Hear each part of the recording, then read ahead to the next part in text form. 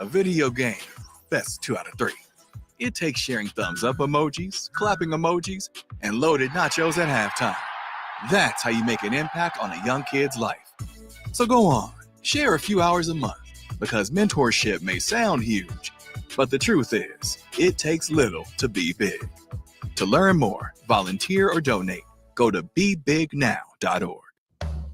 Make your next event unforgettable with Grazing Gouda, your local artists and experts in charcuterie and grazed tables. From boardrooms to ballrooms, they turn gatherings into experiences with stunning spreads of artesian cheeses, cured meats, fresh fruits, and gourmet bites. Perfect for corporate luncheons, weddings, parties, or any celebration that deserves a wow moment. They handle the details. You take the compliments. Book your graze table today at grazinggouda.com.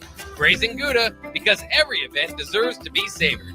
Hi, Sean Callahan here for Koppel Chevrolet GMC. This month kicks off Koppel's 50th anniversary sale. We're celebrating 50 years by offering an additional $500 discount to the next 100 customers that buy a new vehicle. This is in addition to the huge savings already in place. You can take an extra $500 off our discounted price, or we can cut you a check on the spot. Celebrate with savings and see why customers have trusted Koppel since 1975. It's our way of saying thank you for all these years. Empire Netting and Fence delivers top quality netting and fence solutions. From major sports venues to backyard installs and everything in between, coast to coast. We take on tough jobs with grit, integrity, and a strong commitment to safety. Empire is growing, and we're hiring motivated people ready to grow with us. We build each other up, and we're building something big. Think you've got what it takes? Apply now at empire-fence.com. That's empire-fence.com. Are you ready for a new opportunity? Check out Sandhills Global. Join a dynamic team where your skills are valued and your career can soar. We offer full-time positions with a 4.5-day work week, competitive pay, excellent benefits, and a positive work environment. From IT and marketing to sales and finance, we're looking for talented individuals just like you. Apply today at sandhills.jobs and take the first step towards an exciting future. That's sandhills.jobs. Don't wait, apply now. You're listening to Bock the Blackshirt. Terrell Farley. Defending Terrell Farley, who last week in his first start was a holy terror. Number 43. And Jake Bockoven. On air and online at theticketfm.com. Powered by Bauer.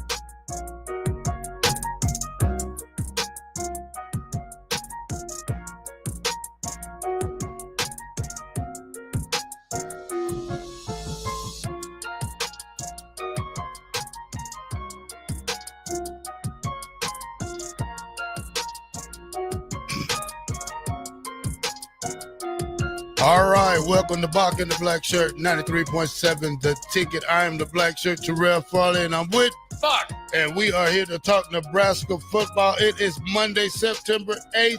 It is Nebraska versus Houston Christian week, Bock, and it is week 3 of college football. What a beautiful weekend it was, especially for Nebraska fans. A lot of stuff crossed off the list of things that needed to be done against Akron, and you're right. Now we kind of move on and look forward to Houston Christian. We'll see how this game goes. Obviously, it's a bit interesting. I was kind of thinking through it. Would Nebraska have scheduled Houston Christian if they knew they were going to beat Akron 68-0? That felt like the type of game, right, that you might have expected from Houston Christian. But nevertheless, you're happy you get another chance to kind of iron out some of the things that still might be holding Nebraska back. But after a 700-yard performance, 700 plus, a shutout. Dylan throwing for a program record 20 straight completions, over 300 yards. I mean, the list kind of goes on and on. A safety, just plenty of things, again, that you can cross off the list that Nebraska has not done, not just in the Matt Rule era, but recently here at Nebraska in the past decade or so. So, I mean, this was huge. This Akron game, I still, there's a few things that you can pick at and say could have done a little bit better on this play or that play, but for the most part, it was about as good as a script as you could write. Well, if you call it a strip, Bock, I was one of those people, Bock, who left the premises early. You did. And when I say that, I think I left at halftime. I don't know if I don't know if my nicotine patch didn't work or what, Bock, but I couldn't watch it, but I was on the sideline. I was looking at the game, and I looked at one of Akron guys, and he was number one. And Bock, I said, he's a short, little, thick guy. Looks like a linebacker. When he lined up, Bock, he was a D tackle. I said, oh, my God, I can't sit here and watch this. Great complete game by the Huskers. First of all, I must say, no hate in that. They did the things they had to do. They did it earlier, got a lot of guys in the game. We seen different guys with different sets of players in. And I think that was the great part of it. Great atmosphere, night game. I missed the light show.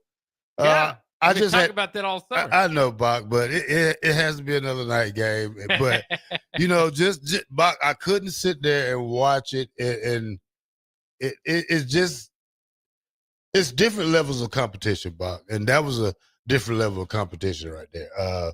When I say Nebraska was dominant in every phase of that game against Akron team, and their coach even said it. He said we was outplayed, out, couldn't score touchdowns.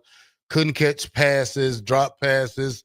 They was just overmatched, man. And that's what you see when you get games like this. And then we have another one this week against Houston Christian, which is an 11 o'clock game. So I don't have to worry about going to that game. I'm gonna sit home and watch some college football and watch Nebraska on Big Ten Network, whatever they probably gonna be on, or listen to it on the radio.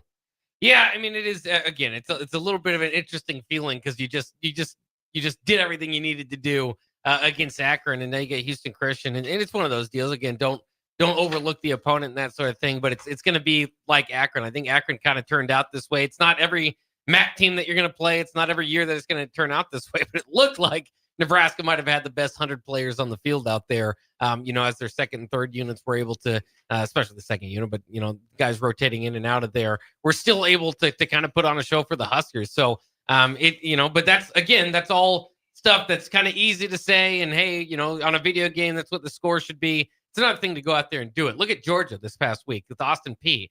Austin Peay is not a MAC team. Austin Peay is an FCS team, and they only won 28-6. We've seen plenty of those performances from Nebraska teams past where it's like, okay, you get the win, but they really should be leaning on their opponent. This was the first time in a long time that Nebraska felt like they were leaning on their opponent and not letting up. That's what I loved about this game too, is Nebraska could have just said, all right, whatever, we've got the win. We're up 33-0. Let's put in the backups and run the ball and just make this game as short as we want to. Nebraska's not, for as much as they beat this team 68-0, they're not at a point to where they should be relaxing people in the second half of that game. In my mind, you still need to work on what you need to work on to get ready for Michigan, to get ready for the Big Ten slate, and more reps for guys like Dylan Raiola. After all, again, this was his first 300-yard game.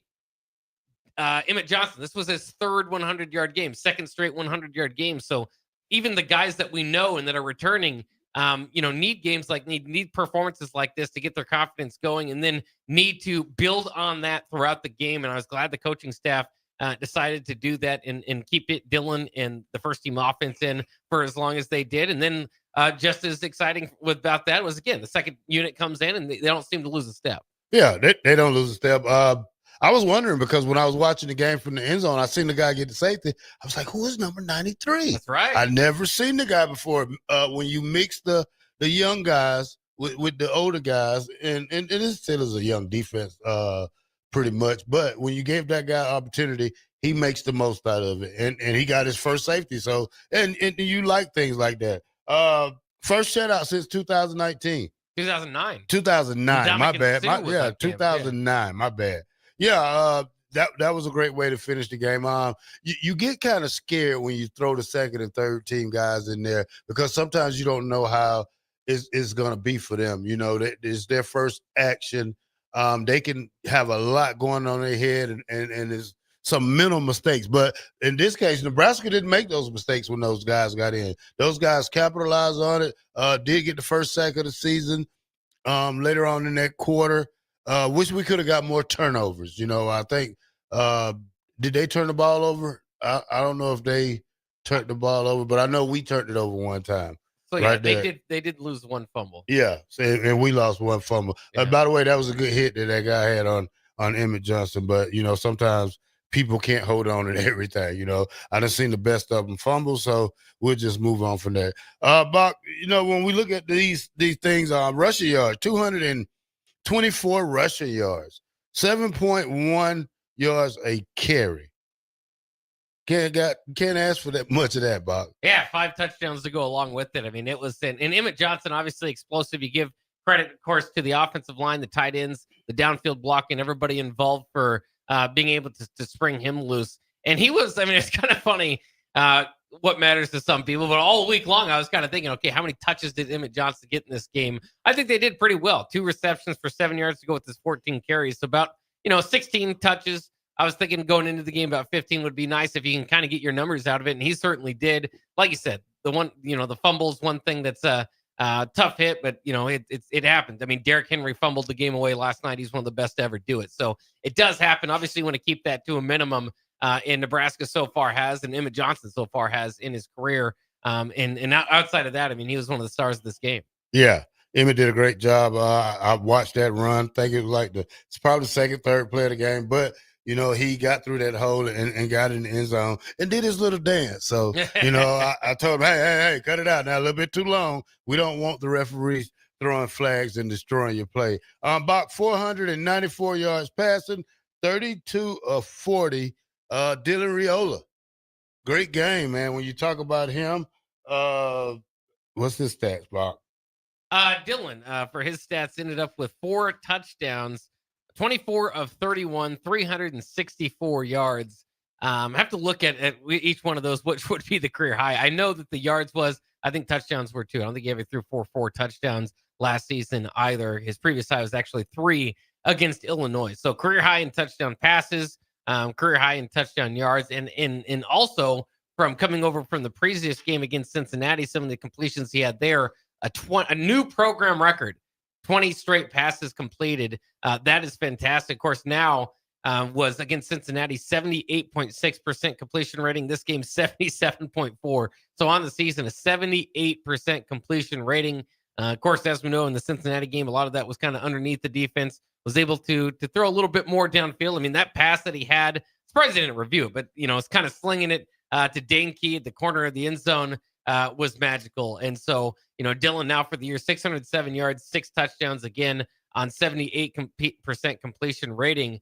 Off to a great start, and looks like maybe he has made those strides. Of course, you want to hesitate, you want to wait, kind of see what it looks like against some of the better competition, but he's gonna put up some stats this season, I believe. Oh yeah, he's gonna put them up these first 3 games for sure. Bock, when you look at the defensive side, we held them to 175 yards total offense. Great game. Like I said, that was a good game. That for the defense. They needed that bounce back game. They didn't give up, but 113 yards rushing, 62 yards passing. Yeah. So great day for the defense. No punts in the game. So, right. Archie family, a lot of people say they was wrong for that. Well, that's a great day when you don't have to go out there and punt the ball. Sorry for that, Archie. Maybe next week you'll get a couple punts, or the week after. I know your parents will be here for a couple more weeks, but that's the way it goes with football. That means it is a great day for Nebraska when you don't have 0 punts through a game. Yeah, it's kind of funny. Matt Rule, or Carricker was talking about. Matt Rule said that there was some emails sent to him about not getting the punter on the field for that final play. I mean, that you'll take that every game. If Nebraska doesn't punt for the rest of the season, we'll take it. It doesn't mean anything less of Archie. It's just the way that it is. And certainly, I mean, that's maybe a goal to have going into Houston Christian. Keep Archie off the field as much as we'd like to see him there. But it was, it was fantastic there. You mentioned that defense too. One key to this one, 1 of 14 on first downs for Akron. That's getting off the field. Yeah, Akron's a terrible team, Bock. They are, Bock. Hate to say it. Yeah. But it's a tune-up game. It's a game that you schedule to play that that's a victory unless there's somebody like South Florida or somebody like that. But when we look at it, Bock, one thing Nebraska did do well on offensive-wise, 7 of 9 from inside the red zone. So we took care of that business. 7 for 9, 6 touchdowns, 1 field goal. Yeah, and again, those are a few plays that you might feel like they could have had back. Was the fumble we already talked about with Emmett Johnson going for it on 4th at the 1 with the kind of the Heinrich Harburg package. Didn't work out, and that's one you say. I don't hate the play call. Now keep in mind, Dylan Morella had just come off 20 straight completions for a program record, so I was kind of thinking, maybe keep Dylan. But they've got this idea that that Heinrich Harburg package. We'll see. Again, it's one of those ones where you say, if we can't beat Akron for a yard, we're going to have to line up and do this against Michigan and Penn State and those sorts of teams down the line. So you want to get it better at it now. Don't hate the play call. Don't mind so much about it. Just need to pick that one up. But of course, again, with those kind of setting up Nebraska for opportunities to get a safety. And so, and that's another part of it. We think about not converting in the red zone. That always kind of bounces back and hurts you. But at least it gives your defense a long field or an opportunity, like in this case, to get the safety. And Nebraska was able to come through with Cade Petchak, who you mentioned earlier. And he was playing. I mean, this was not they were rotating a lot of guys. Gabe Moore made a play near the goal line as well. So I'm not going to say that, this was, it was just kind of interesting, though. This is what I was trying to get to, is that Petchak seemed like a majority of that game, especially the meaningful minutes early on. So I'm interested to see. I mean, he's a true freshman, number 1 commitment from North Dakota, out of the state of North Dakota. And, it'll be interesting to see how he kind of factors into that line moving forward. Yeah, great safety by him. Great crash down to get the back in the backfield. Emmett Johnson, 14 carries, 141 yards, 10 yards, a whop every time he carried the ball. Yeah. Great game from Emmett. Ja'Cory Barney, top receiver, 7 catches, 132 yards, 57 after contact. Isaiah Hunter, 4 catches, 82 yards, and the list goes on. Bock, when you look at these two guys right here, I'm waiting for the Dane Key effect to come in. I know he started off a little slow, did have a touchdown catch, but at the same time, you want to see a guy like that get more touches and to see what he's capable of, especially with Big Ten play right around the corner. Yeah, it's interesting. I mean, he does have 2 touchdowns on the season, both of them very important and kind of at least interesting, impressive touchdown. Remember, the first one was on that 4th down play against Cincinnati, so that was huge. And then this one, again, just kept running, trying to get open for his quarterback, and they found something there in the back of the end zone. So, yeah, I mean, it wasn't necessarily a stat game for Dane Key, but he did get in the end zone, matches his touchdown total from last season, had 2 with the Wildcats last year, has 2 this year already for Nebraska. Obviously, expectations for him are to get more.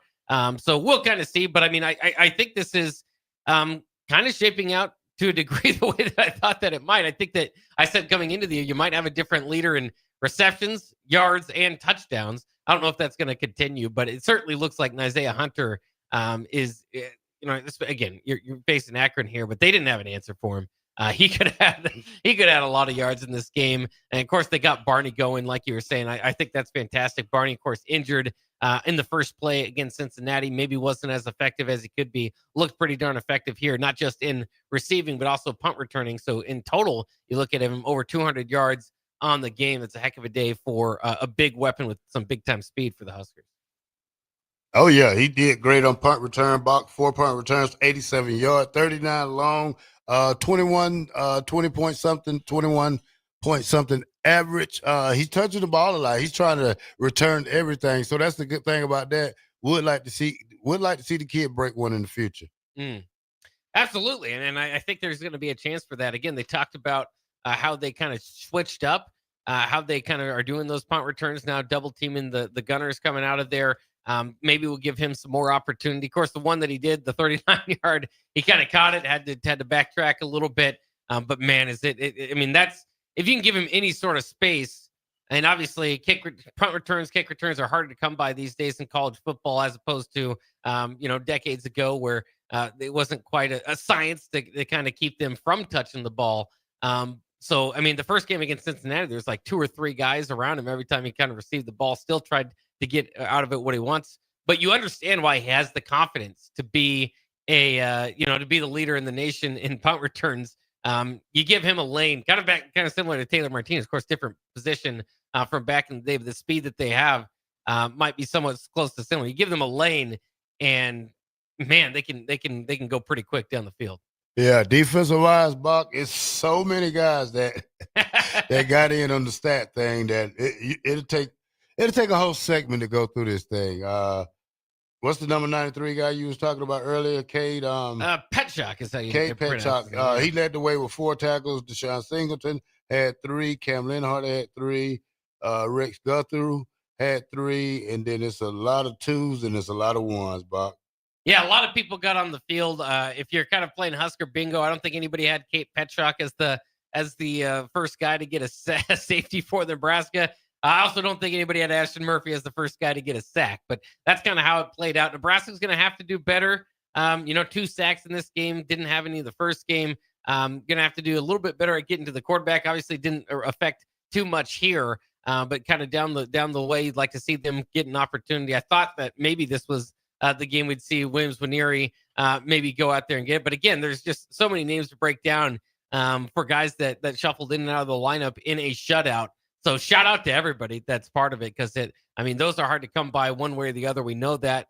Deshaun Singleton really looks like he's going to be a factor in that kind of position that they've got him in. Again, remember last year Isaac Gifford was kind of playing that rover position. Deshaun Singleton adds a little bit of an extra pop to it, I think. So that'll be exciting with him moving forward.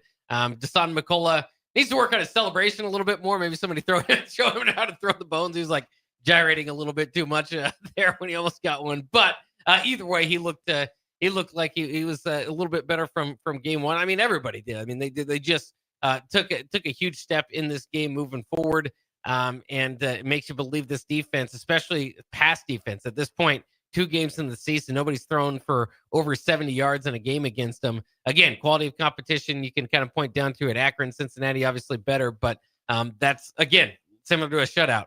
One thing to say it, and maybe a stat can be near it, but to actually, to do that is very difficult.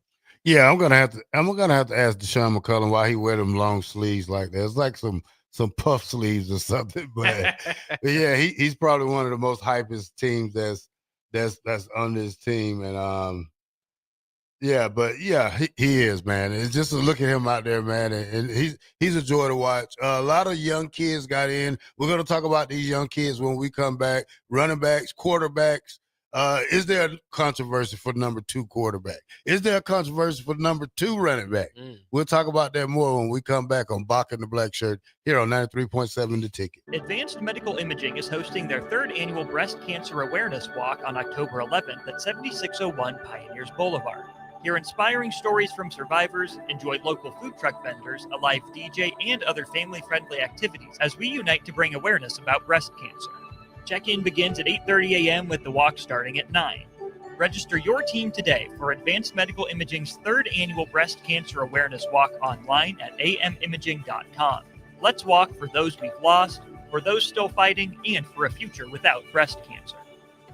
Mike, I've been thinking our house could really use a makeover. How about new siding? I've been thinking the same thing. Have you heard of James Hardy? Yes. Sarah down the street had Roofing Service Company install James Hardy siding on their home, and they love it. Roofing Service Company does have great reviews. They took her through the design process and made everything super easy. Roofing Service Company offers expert design and installation. Couple that with James Hardy's durable products and variety of colors, you and your family will love your exterior remodel. Just visit roofingservicecompany.com.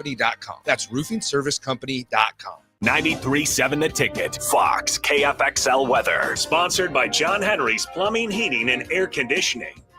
Your Lincoln forecast for today, a chance of showers and thunderstorms. Otherwise, no cloudy skies and breezy. The high around 75. Tonight, a chance of showers and storms. The low near 62. And tomorrow, showers is possible in the morning. Otherwise, decreasing clouds. The high near 81. I'm meteorologist Kyle Tucker from 93.7 The Ticket and theticketfm.com.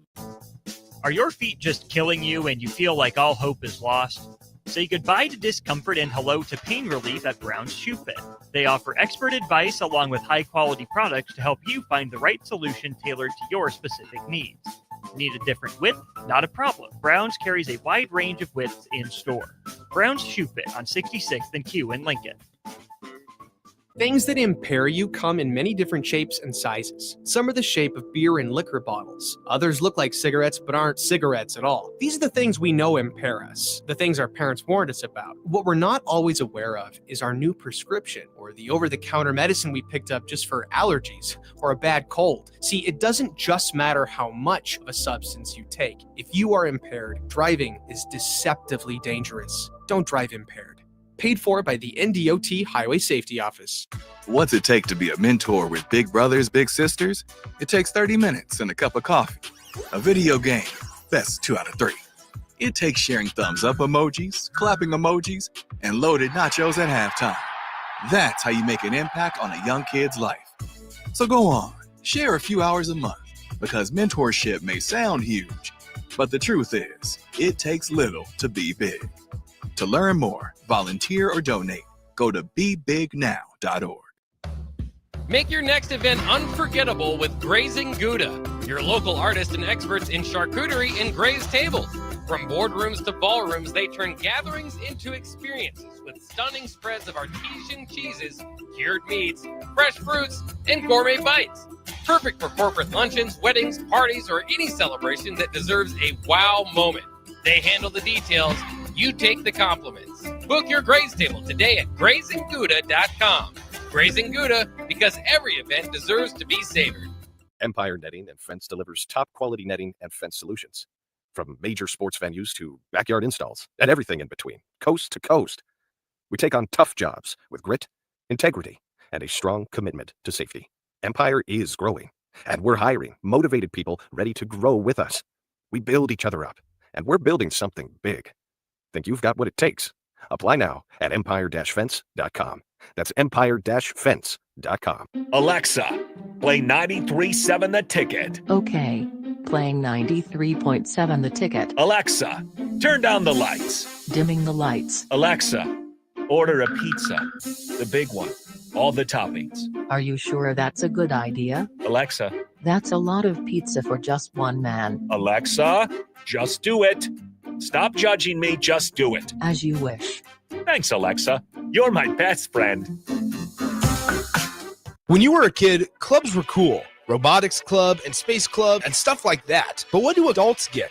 Book clubs and quilting clubs? Nah, forget that. How about margarita clubs and old-fashioned clubs? Get to Upside Bar and Lounge for the best clubs in town. Try all 10 varieties of Upside margaritas or old-fashions and take home a free souvenir glass. Grab the whole crew and pair it with Taco Night on Mondays or Whiskey Wednesdays. Upside Bar and Lounge at 29th and Pine Lake. Are you ready for a new opportunity?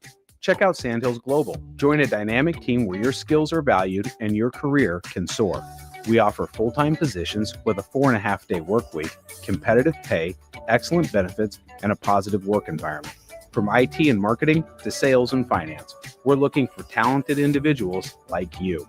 Apply today at sandhills.jobs and take the first step towards an exciting future. That's sandhills.jobs. Don't wait. Apply now. You're listening to Bock the Blackshirt, on air and online at theticketfm.com.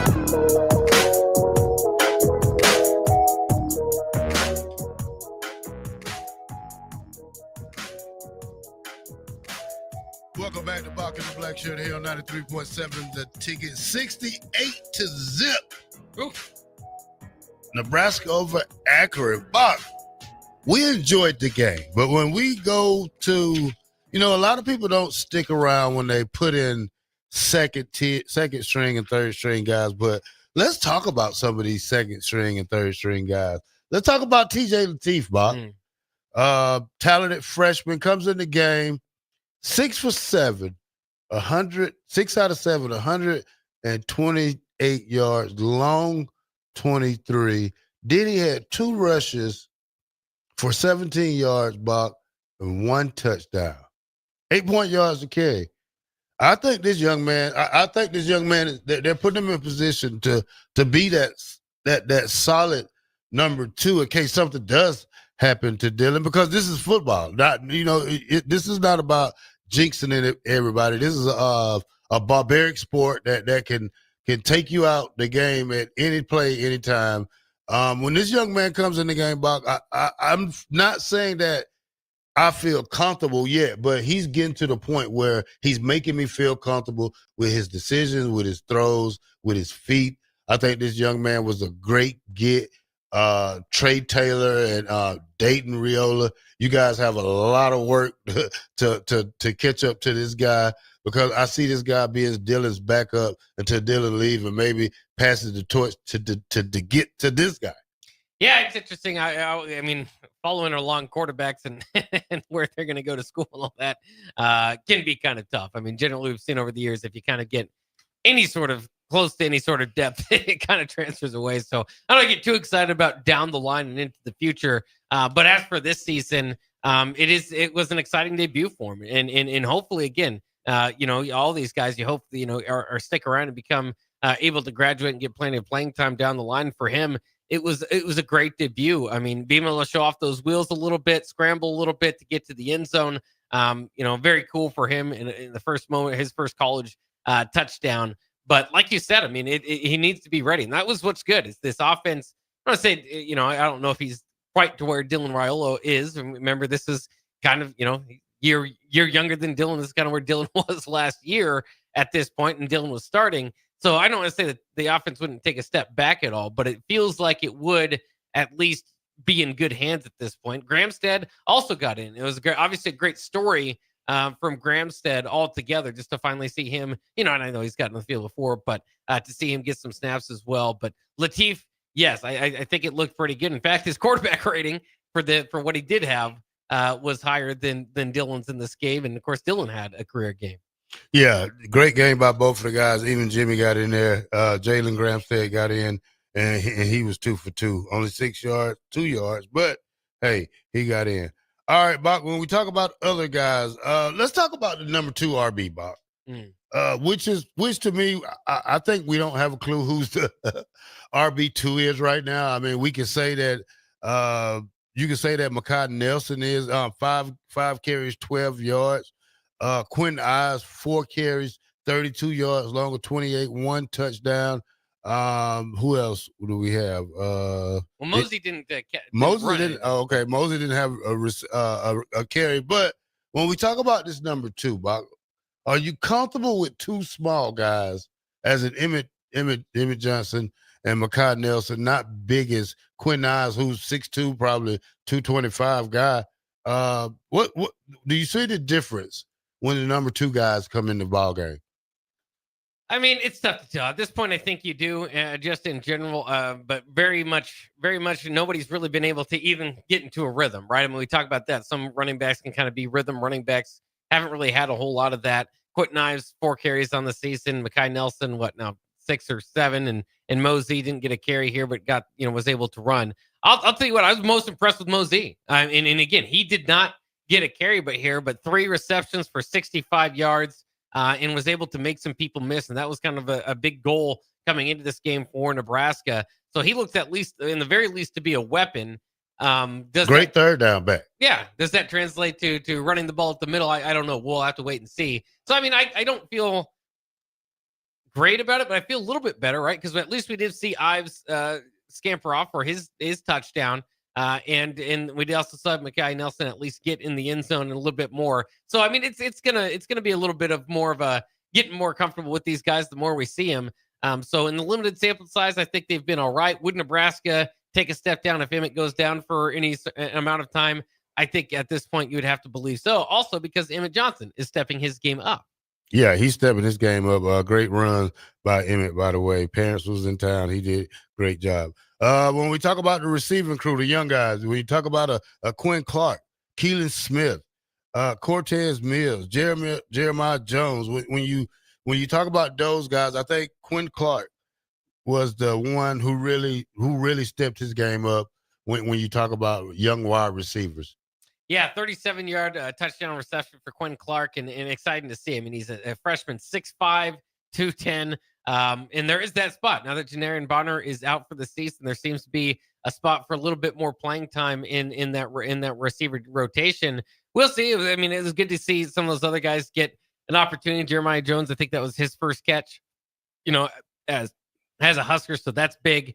But you wonder what Quinn Clark and what that type of frame could do for Nebraska into the future. Exciting stuff. And again, I mean, you look at some of this stuff, and again, it could just be from one game, but Quentin Clark's touchdown here maybe kind of get some more confidence from him and more confidence from the coaching staff to get him out there and give him more opportunities. We'll see. I mean, but again, there's a young guy that has that frame that's already been able to show that off. Maybe can help us forget a little bit about maybe like a Malachi Coleman or something that is out there at Minnesota. You kind of got your new guy with that body type in the system going after, already making a big play, can kind of take that role, if you will. And so we'll see kind of how it all turns out. But a good start from those guys and good rotation altogether. The receiving room looks like it's in good hands. So I don't know if any of those guys are going to be demanded to make big time plays. It's just about making the most of the limited opportunity they're probably going to get at this point. All right, Derek in the car says, guys, have you noticed an improvement in officiating this season? Not only in our games, but throughout the NCAA football in general. Many of the reviews were upheld, which means the refs are getting it right. Refreshing. Yes. Your thoughts, Bob? Yeah, it does seem. I mean, I watched a lot of college football the last couple of weeks. I haven't had as much trouble with some of the officiating. The reviews that have been somewhat short, or it does seem like they're more the plays are kind of sticking there. So I mean, I don't mind it. Obviously, there's going to be times throughout the year there's going to be frustrations and calls. I mean, Nebraska. I mean, part of that, they didn't have any penalties really, or too many penalties. I should say 2 or 3 penalties against Cincinnati, and those ones were, not all that arguable. They had 6 penalties in this game, but it wasn't at a point where it mattered too much to the outcome. So yeah, I think there will be some hating on some Big Ten refs down the line, but so far so good for the Zebras. Yeah, I think they did a great job, especially on the goal line when they was down there. I know the crowd booed a lot, but that quarterback did run to 1 yard line, then got bounced back. So his forward progress was, I said that when I was watching it, I said that was forward progress. You can't get him to go backwards unless he's running backwards. He was pulled backwards. It's a totally different thing when you see it like that. I think officiating has been great for the first 2 weeks. We're just in week 2, but like I said, there's a lot of football and there's a lot of bad calls that are going to be made. So just stay tuned and hold on. There will be a lot more. Phil say Mosey had a great sideline run that got called back on a penalty. Yes, he did. He got hit, kept running, spent, did some other moves, and looked pretty good. Excited about these young men, but get to the point, like when we get in Big Ten play, are these guys going to be able to get the carries? Are these guys going to be able to because you have to start thinking about who you're going to redshirt in a little while, because now you got 2 games played. He's done played 2 games. Do you want to redshirt these guys, or can you sustain without these guys? So there's a lot of questions down the road that we're going to have to take, like right after the Michigan game. Yeah, I mean, and credit to Ives. I think he's kind of, was running back number 2 going into fall camp, got hurt. Those other guys surpassed him. He made the most out of his opportunities, obviously, again, with that long touchdown run. And so I think when you look at least having 3 options there, and maybe it's going to be a shared group. Maybe there isn't going to be a defined number 2. Maybe they all kind of finish with the same amount of carries toward the end of the year. 2 of the 3 of them does. But it's going to be an ongoing battle. I don't think there's anything here that necessarily looked like, okay, this guy's definitely the guy. Aside from like kind of what you were saying, I liked Mosey's fight. As far as breaking tackles and having a little bit of wiggle to him. Yeah, great effort by him. Gus Bohawk says 108 guys got in and saw over 40 defenders got a tackle. Pretty cool to see. I stayed the whole game and was happy to see a lot of people did too. I didn't. I was one of those guys that left early, and I wasn't the only one, so I don't feel bad. Yeah. There was a crowd full of people leaving. I was disappointed in myself for not watching the light show, but hey, guess what? Things happen like that. Yeah, so if you did go to the game, I do want to hear more from people about the concessions, the food concessions, the beer lines. I heard the beer lines were pretty stacked. That's going to happen just about anywhere you go. But I do want to hear from people. If you did go to the game, please text in, let us know, 402-464-5685. All right, Bock the Blackshirt will be back. When we come back, we'll talk about alcohol sales. Split decisions for me. 93.7 The Ticket. We'll be right back. No cravings, no hunger pains, no struggle. Thanks to GLP-1s from Limitless Mail, weight loss is possible. Picture this. Your clothes fit better, your energy's up, your doctor's impressed, and your friends start noticing. Limitless Mail's GLP-1 program is medically monitored and changing men's lives. There's no better time than now to get on board. Lose the weight, better your health, gain your confidence without being hungry. Free consult at limitlessmail.com. This just in, hot off the bench press. Planet Fitness has expanded strength equipment. Save $28 or more when you join today. We're raising the bar with these benches, and our hack squat will have you actually looking forward to leg day. Plus, we're still repping all the best-in-class equipment we've always had. There's no better time to get stronger. So join Planet Fitness today and save $28 or more. Just $1 down, $15 a month. Find your nearest club and join today. Deal ends September 12th. See Home Club for details. Are you looking for an exciting new way to put your skills to work? Explore new career options in the fintech industry at Currency, a Sandhills Global company.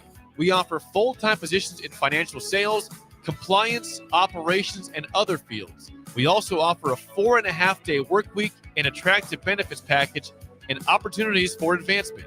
Put your motivation to work and grow with us at Currency. Visit gocurrency.com/careers to learn more. Sartor Heyman Jewelers is celebrating 120 years as Lincoln's top choice for fine jewelry. Join us for our anniversary sale going on now through September 14th. Enjoy an exclusive 20 to 75% savings on dazzling diamond jewelry, exquisite rings, and luxury watches. This once-a-year event is our way of saying thank you to a community that has supported us over a century. Come enjoy our lowest prices of the year and celebrate this milestone with us now through September 14th at Sartor Heyman Jewelers. The party is back on in Lincoln this fall, and there's no party like the A1 Automotive Ticket Tailgate pregame show.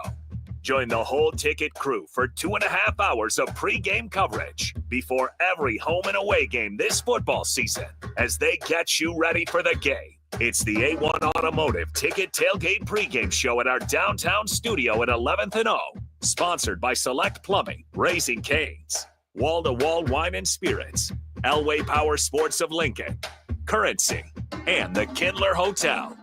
Rashawn Jackson here for Bauer Underground, who has been serving local contractors and utility contractors all across the state since 1997. When you see the black and white trucks, you know the baddest dudes in the business have arrived. Bauer is currently looking for equipment operators, laborers, diesel mechanics, and aerial linemen. Join the brotherhood built on hard work, authentic people, and pedigree of success. Bauer, a family-friendly company who reminds you, go Big Red! Why are some people more successful? Is it talent and determination, or did they recognize an opportunity?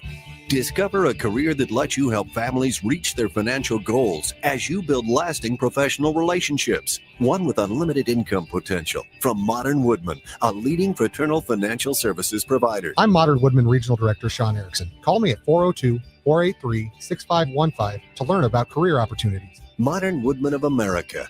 Touching lives, securing futures. Hi, Sean Callahan here of HuskerOnline.com, inviting you to join us here on 93.7 The Ticket every Saturday morning now in our new time. We're on from 8 to 9 with the weekly Husker Online radio show. We'll give you the latest in recruiting. We'll talk about what's going on with both football, basketball, and we'll probably share a few stories from the inside. It's every Saturday morning right here on 93.7 The Ticket. It's the Husker Online radio show from 8 to 9 a.m. Big news, Nebraska. Love Omaha is now Love Nebraska. This is more than just a new name. It's a tribute to what Nebraska represents in the world of volleyball. It's still the same team with the same mission, led by players you know and love. Now backed by a new ownership group led by Jordan Larson. As Love Nebraska, they're entering an exciting new chapter, pushing for a championship title in 2026 and building new opportunities for the next generation of players across the state. They want you with them. Let's show the world how Nebraska plays volleyball. Join the movement at lovneb.com and sign up to become a Love Nebraska Insider today. Hey there, this is Paul Scheel, owner of High Electric. I want to thank our friends and loyal customers and introduce High Electric to those looking for a new electrician. We've been serving the Lincoln and Omaha area for over 30 years, from design to install, upgrades and repair. If you are a homeowner or a small business needing some electrical work, call us at 402-466-6606 or check us out at hyelectric.com. We look forward to hearing from you. Hi, Sean Callahan here for Koppel Chevrolet GMC. This month kicks off Koppel's 50th anniversary sale. We're celebrating 50 years by offering an additional $500 discount to the next 100 customers that buy a new vehicle. This is in addition to the huge savings already in place. You can take an extra $500 off our discounted price, or we can cut you a check on the spot. Celebrate with savings and see why customers have trusted Koppel since 1975. It's our way of saying thank you for all these years. Are your feet just killing you and you feel like all hope is lost? Say goodbye to discomfort and hello to pain relief at Brown's Shoe Fit. They offer expert advice along with high-quality products to help you find the right solution tailored to your specific needs. Need a different width? Not a problem. Brown's carries a wide range of widths in store. Brown's Shoe Fit on 66th and Q in Lincoln. You're listening to Bock the Blackshirt, on air and online at theticketfm.com.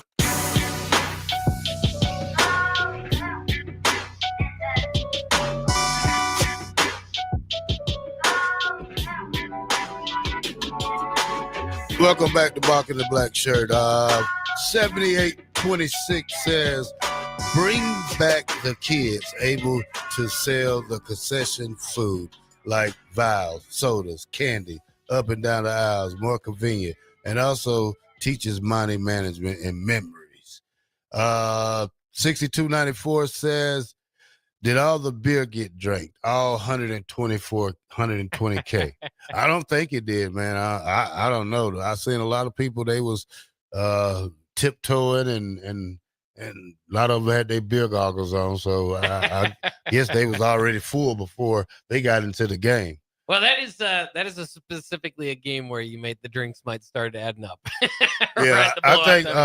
Well, I think if we had to get a concession a grade, we're going to give a concession a grade. I probably have to give them a D, Bach. Okay, you probably have to give them a D. Lines was long, Bach. People it looked like a pretzel, how many lines they had that was zigzaggy, and I didn't know which line people was in, but I'm just saying I don't think the concession did a great job like we thought they was going to be able to do. I think it can get better, but for the first game, I probably have to give them a C-, Bob. Yeah, well, it's week one for them. Well, let me know. Did you go out? Did you get any food that game? Did you try any of the new stuff? No, I didn't. I went to the Players Lounge where they had great food over there. They had a loaded potato salad. They had some hamburgers. They had some hot February hot dogs for us in there. Free sodas. So.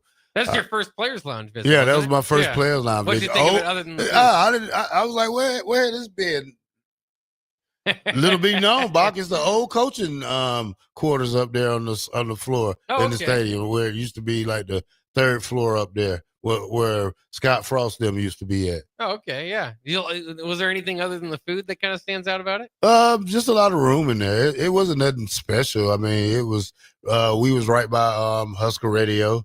So, we seen those guys in there working. It was just a big area for other things. That's pretty cool. Big Bird said, did they have the red buns? I didn't see, I wasn't food jocking, Big Bird. I really wasn't seeing nothing. Lines was too long. I didn't stood on the sideline. So, the only thing spectacular that I seen was somebody trying to bring a beer on the field. So that was the craziest part I seen. Yeah, that's probably not going to be allowed. Yeah, on the sideline, make it so bad. Like God, they say drink it in the stadium, not on the sideline. Did get to see, spent a lot of time with Coach Mark Manning on the sideline. Coach Cook was on the sideline with us. Me and Jay Foreman, a couple of other people was on the sideline. Everything else was good. I'm just saying it was more of a once the game was out of hand in the second quarter, it was much more of just a chill scene then. A social event. Yeah, it was a social event like that. Yeah, fair enough. But it's always good to have a social event with some football going on behind it. All right, Bach, we're going to go to, hold on, let's get this other one. 6696 says, maybe you guys have talked about it, but I haven't heard about it. Any thoughts on the new voice of the Huskers? I ain't really heard too much about it. I haven't seen too much on Facebook with people discussing it. I guess he's doing a great job. I haven't heard any backlash or anything. But if we hear anything, we'll pass it on to you.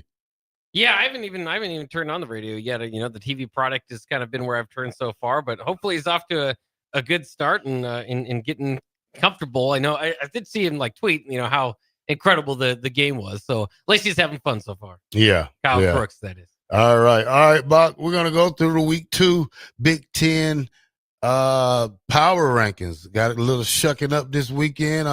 Number 1 now, Oregon Ducks. Wow. Oregon Ducks. Over the number 1 team in the nation. Over the number 1 team in the nation. Power index of 24.6. Ohio State, number 2, 22.3. 70 to nothing. What did they have to win? 84 to nothing? 84 to nothing. They beat the brakes off Mickey.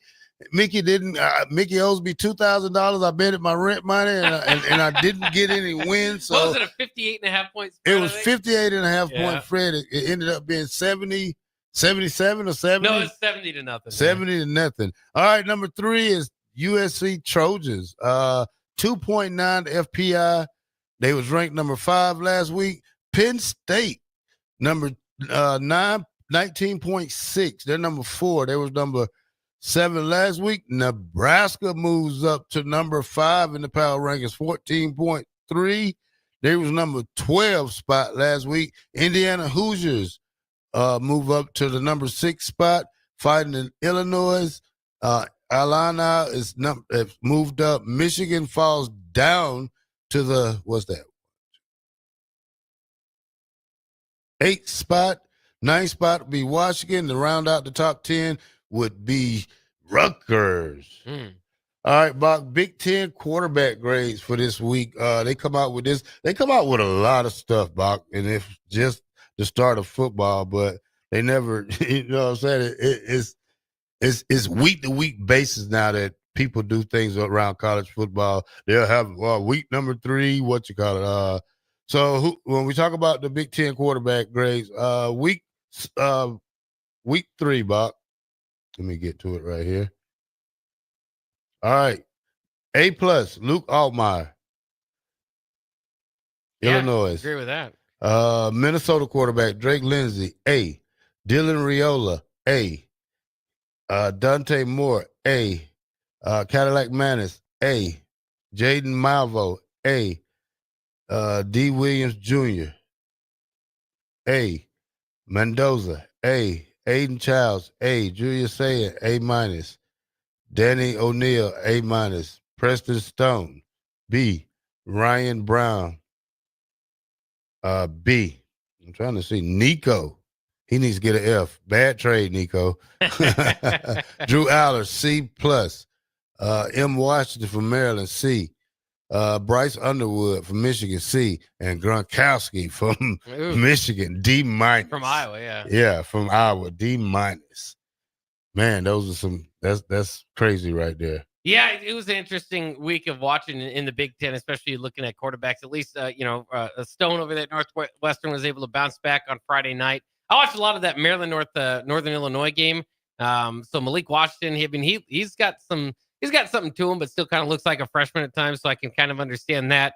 The names that we expected, Julian Sayin and Drew Aller looked good against their inferior competition. That butt whooping that Oregon put on Oklahoma State after all that trash talk from Gundy to lose 69-3 was really something. You mentioned Illinois. I mean, Altmaier, that was talk about cementing your kind of spot in college football. Illinois 45-19 win over Duke was incredible. Michigan, Bryce Underwood be coming in here in a couple weeks. 9 of 24 for 142 yards in that game, so was not necessarily helping out the Wolverines too much there, though he would also need some help himself. Gronkowski, borderline disaster for Iowa again. So that's kind of getting in the wrong way. But I did want to at least shout out one name here, which is Aiden Childs. Aiden Childs leading Michigan State to an overtime victory over Boston College. And maybe that's the type of game that really pushes Michigan State across the line. Of course, wasn't a bowl team last year here in the second year of Jonathan Smith. Aiden Childs, 18 of 29 for 231 yards and 4 touchdowns Also ran the ball for 39 yards and a touchdown. So 5 touchdowns total for Aiden Childs in a big game for Sparty. Remember, they're waiting for Nebraska there after that Michigan game we're all looking forward to. All right, Bach. How long we got? Okay, let's Bach, you made me forget which one I was gonna go to right now. Oh, I forgot which one I was going to, Bach. Well, let me ask you. Oh, you got it? Oh, yeah. Okay. Most likely, now another thing they're having every week. Most likely to win the Big Ten Coach of the Year rankings. Right now is Brett Villema, number 1. Matt Rule, number 2. Lincoln Riley, number 3. Ryan Day, 4. Dan Landon, 5. Jonathan Smith is 6. PJ Fleck is 7. Kirk Signetti is 8. James Franklin is 9. And Jed Fisher is 10. We'll just do the top 10 on that one right there. Yeah, that's interesting. And Matt Rule has been a preseason favorite. Of course, this certainly helped. But again, I don't mind them with the Brett Bielema pick at this point, just because, I mean, if he can get Illinois to be a legit, and they finished last year as a top 15 team, so it's hard to say they're the legit top 15. But if you get that next step into the top 10, and we'll see. I mean, that victory over Duke was mighty impressive. Now, we'll kind of see how it plays out for him. They have Western Michigan coming up this week. That shouldn't be too much of a test, but at Indiana, that'll be a big one to see if last year's kind of team that surprised everybody is ready to take on Illinois. Illinois has to travel to Indiana for that game. Then, of course, they've got USC, Ohio State down the line in this schedule as well. But after that, second half of the season kind of clears up for him. So Brett Bielema, we'll see. I mean, they're off to a great start, but Matt Rule, he's got enough time to catch up. All right, plenty of football to go around here this weekend. We got some great games coming up, and when we come back, we'll talk about our pick'em. We'll talk about the offensive, defensive rank, and we'll talk about Nebraska-Michigan game is slated for CBS September 20th. 93.7 The Ticket. Bock the Blackshirt will be right back. Limitless Male says it's all fun and games until your testosterone plummets. Testosterone levels can start falling as early as age 30 with symptoms like no energy, poor sleep, brain fog, belly fat, muscle loss, and mood swings. If this sounds familiar, get your testosterone checked at Limitless Male. We'll get you back in the game with more strength, energy, and confidence. When you feel this good, you'll wonder why you waited so long to get a free consult at Limitless Male. Get scheduled today. Why are some people more successful? Is it talent and determination, or did they recognize an opportunity? Discover a career that lets you help families reach their financial goals as you build lasting professional relationships. One with unlimited income potential. From Modern Woodman, a leading fraternal financial services provider. I'm Modern Woodman Regional Director Sean Erickson. Call me at 402-483-6515 to learn about career opportunities. Modern Woodman of America. Touching lives, securing futures. Sartor Heyman Jewelers is celebrating 120 years as Lincoln's top choice for fine jewelry. Join us for our anniversary sale going on now through September 14th. Enjoy an exclusive 20 to 75% savings on dazzling diamond jewelry, exquisite rings, and luxury watches. This once-a-year event is our way of saying thank you to a community that has supported us over a century. Come enjoy our lowest prices of the year and celebrate this milestone with us now through September 14th at Sartor Heyman Jewelers. Western Sand and Gravel is hiring for a variety of positions at their sand and gravel plants near Ashland. Apply today and receive a $2,500 hiring bonus. Available positions include plant operators, dredge operators, and shop service technicians. They offer great pay, health benefits, 401k, a wellness program, paid holidays, and paid time off. No matter your experience level, on-the-job training is available to help you build a rewarding career with Western Sand and Gravel. Start your career today. Visit westernsand.com. 93.7 The Ticket, Fox, KFXL weather. Sponsored by John Henry's Plumbing, Heating, and Air Conditioning. Your Lincoln forecast for today, a chance of showers and thunderstorms. Otherwise, mainly cloudy skies and breezy. The high around 75. Tonight, a chance of showers and storms. The low near 62. And tomorrow, showers is possible in the morning. Otherwise, decreasing clouds. The high near 81. I'm meteorologist Kyle Tucker from 93.7 The Ticket and theticketfm.com. Big news, Nebraska. Love Omaha is now Love Nebraska. This is more than just a new name. It's a tribute to what Nebraska represents in the world of volleyball. It's still the same team with the same mission, led by players you know and love. Now backed by a new ownership group led by Jordan Larson. As Love Nebraska, they're entering an exciting new chapter, pushing for a championship title in 2026 and building new opportunities for the next generation of players across the state. They want you with them. Let's show the world how Nebraska plays volleyball. Join the movement at lovneb.com and sign up to become a Love Nebraska Insider today.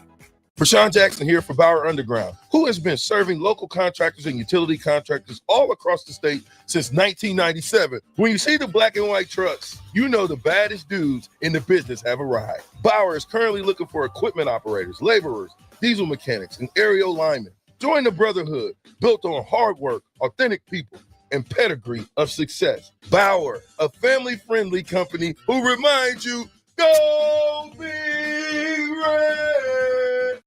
93.7 The Ticket is your home for every Kansas City Royals baseball game. Bobby Witt Jr., Salvador Perez, Vinny Pasquantino, and the rest of the Royals attempt to make the postseason for the second season in a row. And you can hear all the action on 93.7 The Ticket and theticketfm.com. Your home for Kansas City Royals baseball. Are you ready for a new opportunity? Check out Sandhills Global. Join a dynamic team where your skills are valued and your career can soar. We offer full-time positions with a 4.5-day work week, competitive pay, excellent benefits, and a positive work environment.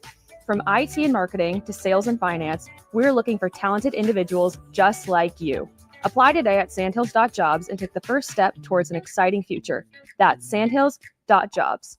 Don't wait, apply now.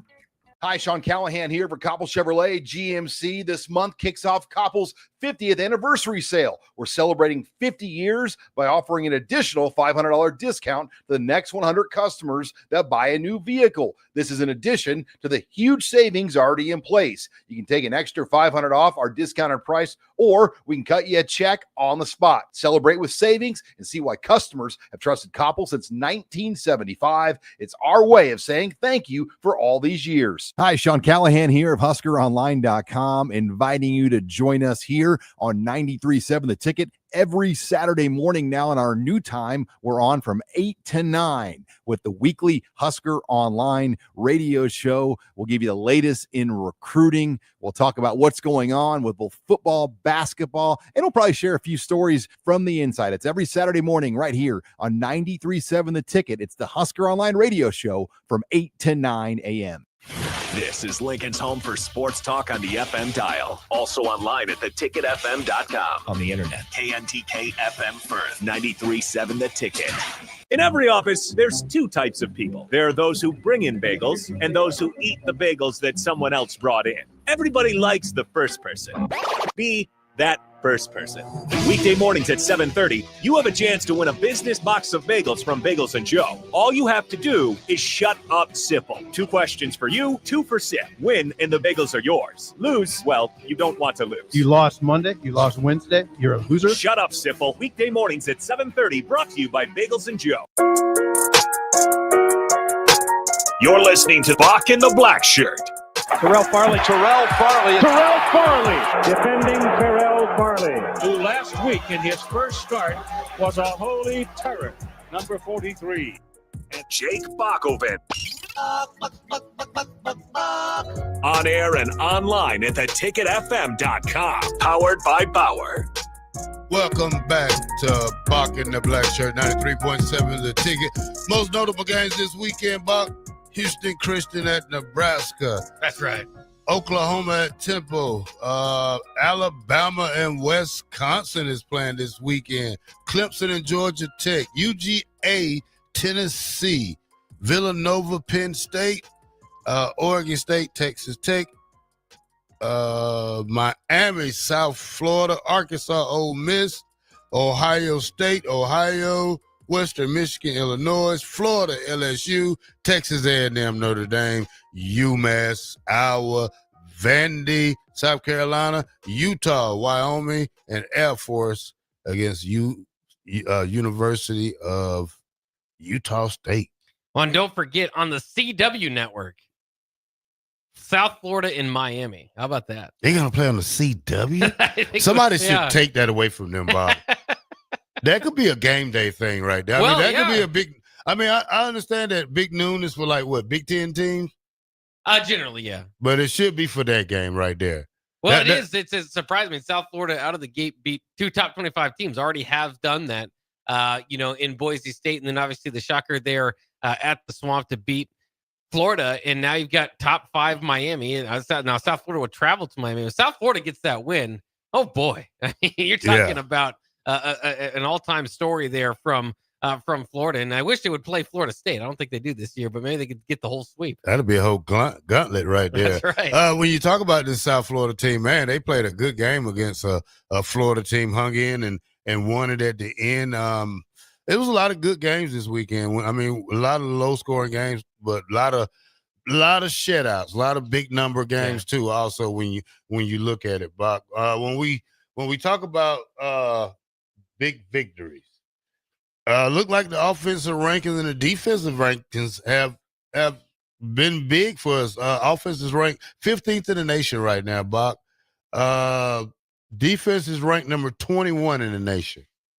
Yeah, that's a little stat padding can do for you in a game like that. Obviously, the offense wasn't ranked that high coming off a 20-point performance against Cincinnati. They'll have another stat padding performance here coming up this weekend, and then, of course, they'll get into it. And that's going to be the question moving forward, obviously, is, I don't think you expect Nebraska to be that outfit that we saw against Akron every game, but are they closer to the Akron team or the Cincinnati team again, or game, I should say? And of course, you would think the Cincinnati game because of the quality of competition there, but at the same time, that was week 1. They maybe have kind of worked out some kinks there to get it rolling a little bit more, and so hopefully by the time you see Michigan, they could put more on the board than the 20 they put up against Cincinnati. That being said, Michigan's probably got a pretty good defense. Oklahoma only put up 24, and that was enough to beat Michigan. Yeah, no, Michigan didn't have a great offense. They're more of a running team. Their defense played lights out for a little while. It's only so much you can do when offense is on the field most of the game, and that was what Oklahoma did. They spent majority of the time on offense. When you look at Meta, the quarterback who had a good one, but when you look at the guys who Michigan got, that's Blitz, the guy number 1 who was suspended for the first half last week against the guy. And then you put him with an Ernest Hausman who's really blitzing and really showing off his skill set up there. All right, Bach, 4 ranked teams scored 70-plus points this past Saturday. Ranked FBS teams scored 1,028 points, Bach. One shot of a single day record in the AP poll since 1936. That's some all-time numbers there. And there were some big margins, like you said. I mean, Florida State 77-3. We talked about how Mickey Joseph didn't get on the board against Ohio State 70-0 there. Obviously, Oregon 69-3, a big part of that. Nebraska not even part of that. They put up 68, but they're not ranked. Alabama bouncing back for a 73-0 victory over UL Monroe. Very interesting there. Tennessee put up 72 against Eastern Tennessee State, 72-17. Texas Tech 62, Utah 63 points, Indiana 56 points. They put up on their respective games. So it was a lot of offensive fireworks going on for a lot of teams. But then there were some other games that I think were a little bit closer. I know we'll talk about a little bit here. LSU. Only beating Louisiana Tech by 16. Georgia struggling to get more than 7 on the board in any individual quarter against an FCS team. Clemson trailing Troy 16-3 at half, had to storm back for that win. And of course, then we saw a couple top 25 teams there in the middle lose some of the games. The Arizona States of the world, the Florida that we talked about, Iowa, SMU. So it was an interesting week, and it's fun because week 2 in college football, of course, didn't have the top 10 matchups that week 1 did. But I think I had just about as much fun, and I usually do on those days because that's when you kind of look for the upset. You don't know which game it's going to come from, which game you're going to be watching and tuning into. But kind of throughout the day, you just kind of had different games like, whoa, look at that score. A lot of that, like we were saying, was the offense. Like, oh, man, how many are they going to score? And then there was just enough upset bids to really make for an interesting college football weekend. All right, Bach, let's go through our pick'ems and see how everybody did this weekend and see did I catch any ground on anybody. Yeah, you came in down a game to myself, down 2 games to the text line this year so far, and we all actually had the same record. So I'll just go ahead and tell you, haven't caught up, but you did go 7-3. The text line went 7-3, and I went 7-3. We picked different games, so we didn't all just pick the same thing. But interesting kind of breakdown there. I'll go through my wins this week: Oklahoma, UNLV, Illinois, Ole Miss, Oregon, Michigan State, and Nebraska covering make up the 7 that I had. You picked Oklahoma, Missouri, UNLV, Illinois, Ole Miss, Oregon, and Michigan State. Did not pick Nebraska to cover. How dare you? And you finished 7-3 there. Text line, somewhat similar. I mean, they picked Iowa State, which I don't think either of us did. They picked Mizzou, UNLV, Illinois, picked Baylor, which neither of us did for that victory. Also picked Ole Miss and Oregon. They did not pick Nebraska to cover, so they're 7-3. So on our show here, where we are the experts on Bock the Blackshirt, the text line actually still has the lead going into week 3. 15-8 on the year for the text line, 14-9 for myself, 13-10 for you. Still trying to come back from that week 0 problems that you had. Yeah, debacle. All right, Bob, hot seats, week 3. Oof. Number 1, Billy Napier. Oof. Florida did release something saying they would stick with him for the rest of the season, so we will see how the rest of the season goes for him. If he can, if we can see that South Florida is not a fluke, then maybe he can be able to keep his job. Yeah, I mean, if you're Florida, you got to be able to try to keep that. I mean, but that was one that you obviously have to win against South Florida. You know, I understand it's a good solid program over the years, but obviously at Florida you have all the advantages in the world over South Florida just comparatively, and so ultimately not getting that win. And then I think it's probably good for Florida to get out in front of this because it could be a rocky few weeks here. Maybe, I mean, you can get back in good grace by getting another win here. Like you said, if South Florida goes on to beat Miami, that loss doesn't look so bad. But Florida, their remaining schedule, they have 3 top 10 teams in the next 3 weeks. After that, they could take a breath because number 16 Texas A&M is next. So 4 straight top 16 teams if you're counting right now. 8 of their 10 games remaining are against top 25 teams. And the only teams that aren't in the top 25 looked pretty good this last weekend. Mississippi State beat number 12 Arizona State, and Kentucky lost to, I think it was number 19 Ole Miss by only 7. So no games off, no working up toward this game or that game. It is a gauntlet for the Florida Gators. All right, Bach, number 2 is let's see who this is. Brett Pry from Virginia Tech. Yeah, that's fair. Yeah, they did beat Vanderbilt this weekend, didn't they?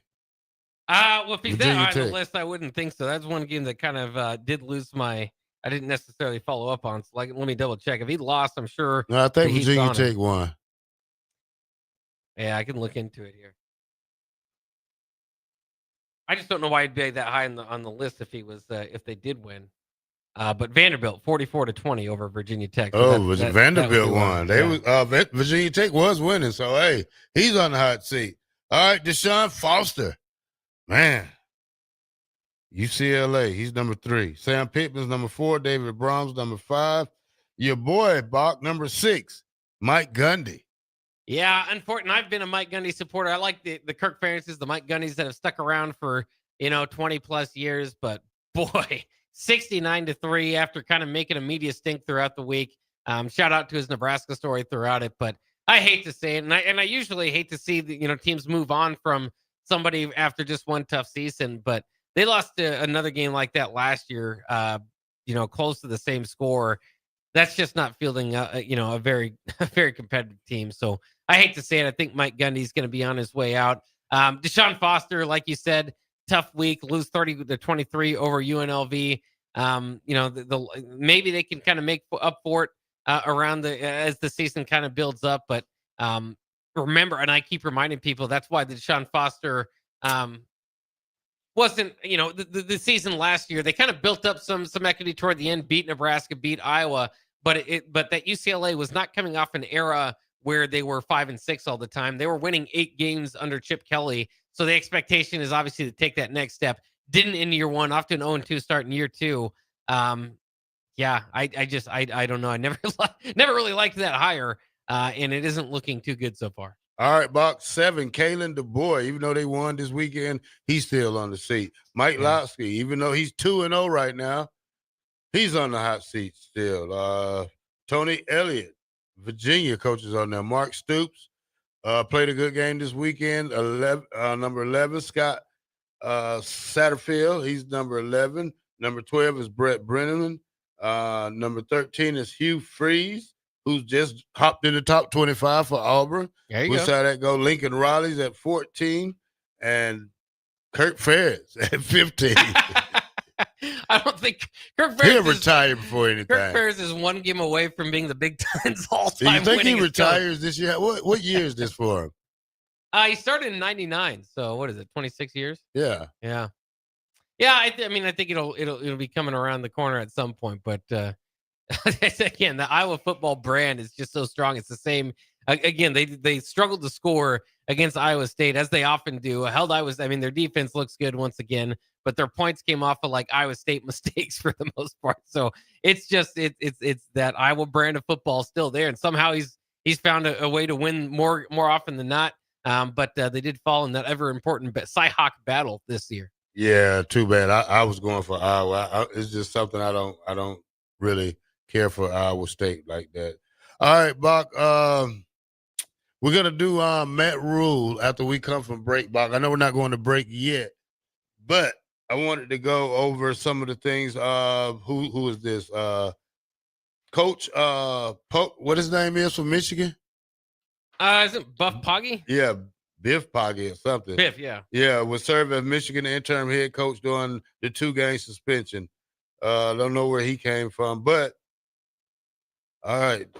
He's got a history. I mean, he's been a head coach before, so they're at least not, just kind of throwing it to somebody in the back there. That being said, it is great to see Sharon Moore, and I was cheering for Michigan, but just after this whole thing, it's great to see Sharon Moore lose the Oklahoma game and now be in a position where he's not going to coach Michigan against Nebraska, just because I thought that was a disrespectful move all along. I think you should serve the suspension out of the gate. I don't think you can pick and choose where you go. So now it didn't work for him, right? Their gamble didn't necessarily pay off because they already lost the Oklahoma game now without their head coach for the next couple weeks. All right, Bach Donovan Jones has received the black shirt, and we'll hear more about that when we listen to Matt Rule later on today. Absolutely, though. It's your family, so I'd say welcome to the family, but that's probably your job to do. Interesting to see. I mean, we all, as we know, so far, 11 black shirts handed out, 10 obviously at the beginning of it. Then you add one for Keona Davis right before the Cincinnati game. This is kind of the first one outside of the starting 11. What are your thoughts, Terrell? Well, you give them out to the guys who deserve them. Probably he maybe deserves it, but I'm wondering why a guy like Vincent Shavers doesn't have a black shirt yet. He had one last year, haven't been able to get one this year. He's a co-starter with Marquise Watts Trenton right there at the middle linebacker spot. So still wondering about that one, Bob. Yeah, still a couple guys. Riley Van Poppel obviously doesn't have one. I mean, if we see more of Kate Petrock playing like that, he might be down the line for one. So we'll see. A lot of rotation among that front. But it is good. It's good to see Donovan Jones, for all that work that he's put in, be able to get a black shirt. We know that's a special day for any Nebraska defender. Anybody that commits to the Huskers is looking forward to that day, and he's earned it. All right, Bach. So a lot of people are talking about this in a negative way. Here's what somebody said right here, Bach. You're gonna laugh at this one right here. I gotta find it. Somebody says, so Dylan Raiola, tight end, has a very public engagement now. He'll do whatever it takes to be like Patrick Mahomes. As Luke Lindemeyer proposes to his girlfriend down there, she's on the dance team, proposed to her after the game Saturday night, Bach. Yeah, obviously a cool moment. I always kind of think back to that Boise State Statue of Liberty play against Oklahoma in the Fiesta Bowl there. Running back Ian Johnson went and proposed to his girlfriend after the game. That's the one thing I was kind of wondering if I'm Lindemeyer, or, how long are you holding that ring in your pocket? Would you risk maybe wait until the Michigan game, you get the win? That would, be an exciting time to do it. Obviously, everything went right this game for them. So thought it was a good opportunity. I might have, not to tell another man out of mind, to go out as his business, but the Michigan game would have been a lot of fun. But you got to do it when the timing feels right. And apparently everybody was cheering, so I think he got the right answer. So congratulations to Luke. And he himself, I mean, his play has stood out. Again, I think he's set. We talk about different position groups and backup running back and all these different battles. I think Luke Lindenmeyer, as the season goes on, continues to kind of separate himself as that number one tight end. And there's no or on the depth chart or anything, so it's already written there. But starting to prove why he was that decision. All right, Bock. Week 2 by category. We started this last week. Let's have a whole bunch of teams. Best team in week 2, Oregon. Worst team in week 2, Bock. Oklahoma State. Same game. Best offense week 2, Florida State. Yeah. Best defense in week 2, Oregon. Best coach in week 2, South Florida coach. Yeah, Alex Golesh. MVP this week, Baylor quarterback or Baylor. Risers this week, Bock. Michigan State. Absolutely. No, Mississippi State. Well, yeah, all of them. You said Missouri. You almost said Missouri. All of them. Yeah. Bust this week, Florida. Yeah. Group of 5 best, South Florida. Special teams of the week, Bock. Cincinnati, South Carolina. Conference of the week, Bock, the Big Ten. All right. Upset of the week goes to South Florida, who's on here 3 times. Freshman of the week goes to Oklahoma freshman. I forgot, they don't have his name on there, but he's from OU. Crowd of the week, Bock, goes to Mississippi State. Okay, yeah, Cowbells. O-line of the week goes to Tennessee. D-line of the week goes to Texas Tech. Yeah, fair enough. Great, good look at college football as a whole. Would have liked, defense of the week. You gave up 3 points. There were so many shutouts this week, including Nebraska. I maybe went a different direction there. But shout out to again, some of those performances. Again, Oregon beating Oklahoma State. They don't look like they've dropped off too much. From their, losing so much last year's team. Listen to this one, Bob. I'm a huge Hustler fan and Dylan Riola fan. However, watching him go out on the field to shake the Navy pilot hands after they were introduced was a bit much. Who knows? Strange. I would say that's a respectable thing to do. Well, you play. I don't know, Bob. We'll talk about it later. 93.7 The Ticket. We'll be right back.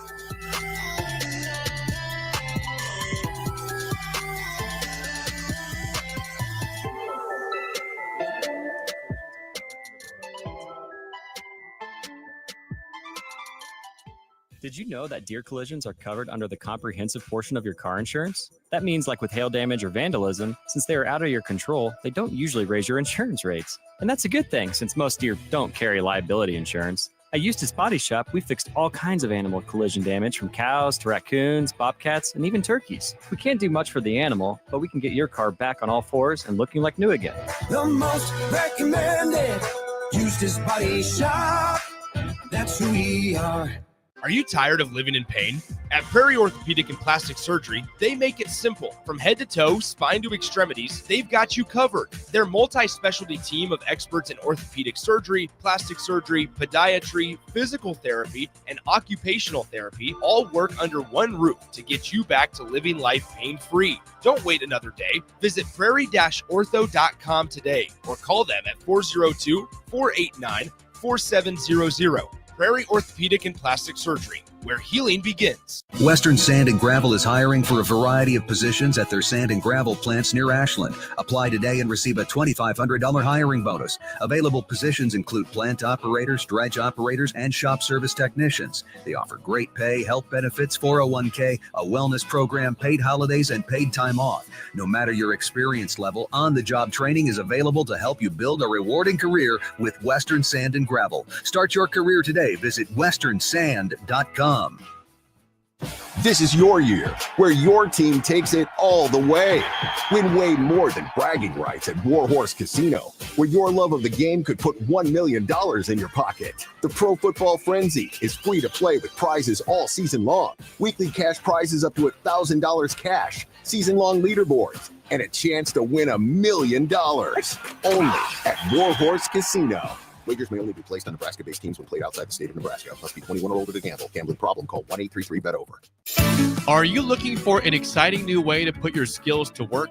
Explore new career options in the fintech industry at Currency, a Sandhills Global company. We offer full-time positions in financial sales, compliance, operations, and other fields. We also offer a 4.5-day work week, an attractive benefits package, and opportunities for advancement. Put your motivation to work and grow with us at Currency. Visit gocurrency.com/careers to learn more. Fall is here, and so are cooler temps, darker evenings, and slick roads. Is your vehicle ready for the change in seasons? At A1 Automotive, we've got you covered. From tire checks, brake inspections, batteries, and heater systems, we make sure your car is road ready for the Nebraska winters ahead. Don't wait until the first frost. Schedule your fall car care checkup today and drive with confidence all season long. A1 Automotive, always honest answers. Your business runs like a well-oiled machine. It's important that your actual machines do too. Stern is here to make sure you don't have to worry about that. They provide solutions for heavy equipment and automotive fuels, lubricants, and equipment guard options. And with Stern's commitment to customer service for the past 40 years, you know you have a partner to help support your operations for years to come. Contact Roger at Stern Company by calling 1-800-477-2744 or visit them online at stern.co. Stern Company, where problems meet solvers. Are you ready for a new opportunity? Check out Sandhills Global. Join a dynamic team where your skills are valued and your career can soar. We offer full-time positions with a 4.5-day work week, competitive pay, excellent benefits, and a positive work environment. From IT and marketing to sales and finance, we're looking for talented individuals just like you. Apply today at sandhills.jobs and take the first step towards an exciting future. That's sandhills.jobs. Don't wait, apply now. This is Bill Mitchner, Executive Director of Lincoln Lighthouse. Did you know Lighthouse provides multiple programs for students such as one-on-one tutoring and mentoring, as well as pro-social skill exercises, while providing them a nourishing meal and a safe space during all months of the year, even during school breaks? Learn more or contribute to Lighthouse at lincolnlighthouse.org today.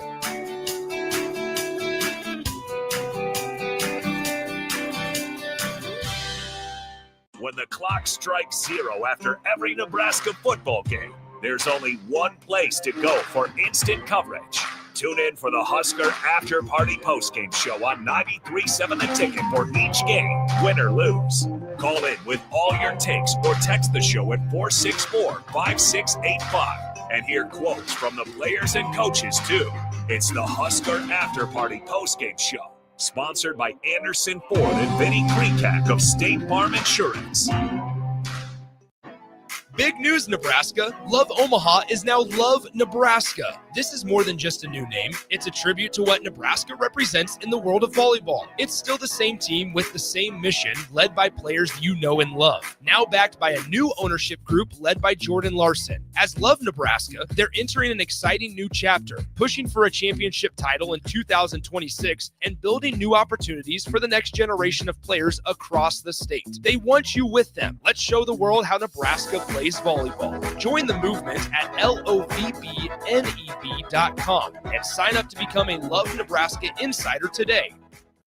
93.7 The Ticket is your home for every Kansas City Royals baseball game. Bobby Witt Jr., Salvador Perez, Vinny Pasquantino, and the rest of the Royals attempt to make the postseason for the second season in a row. And you can hear all the action on 93.7 The Ticket and theticketfm.com. Your home for Kansas City Royals baseball. You're listening to Bock the Blackshirt, on air and online at theticketfm.com.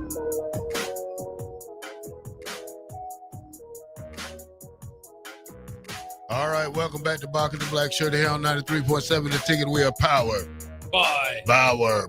Infrastructure. Bauer. Underground. Brad. Excavating. All right, later on in the week, we will give out tickets, gift certificates to Gate, what is it called? Bar 48. Bar 48. And on Thursday, we will have our new, I forgot, let me see the name of it.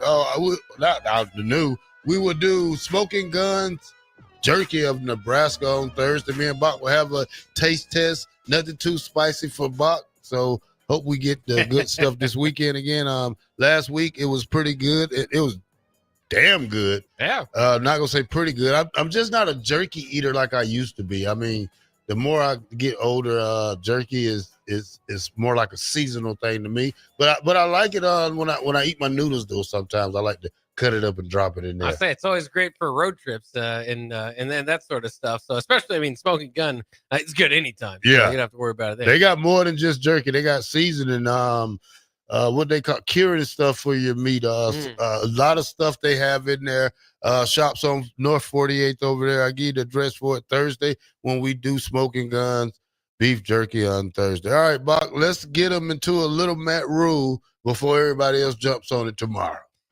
All right, let's get into Matt Rule from today. A lot of stuff to kind of break down here as we get into it. So might be jumping over a little bit around the place here. But let's start with Archie Wilson not touching the field. That was a big topic here after the BTN was interviewing his parents for like 6 minutes during the game. I got some emails about angry people that we didn't punt on the last play of the game. So, that's what I love about Archie, though. Even his family was in the facility, and I think on Thursday or Friday.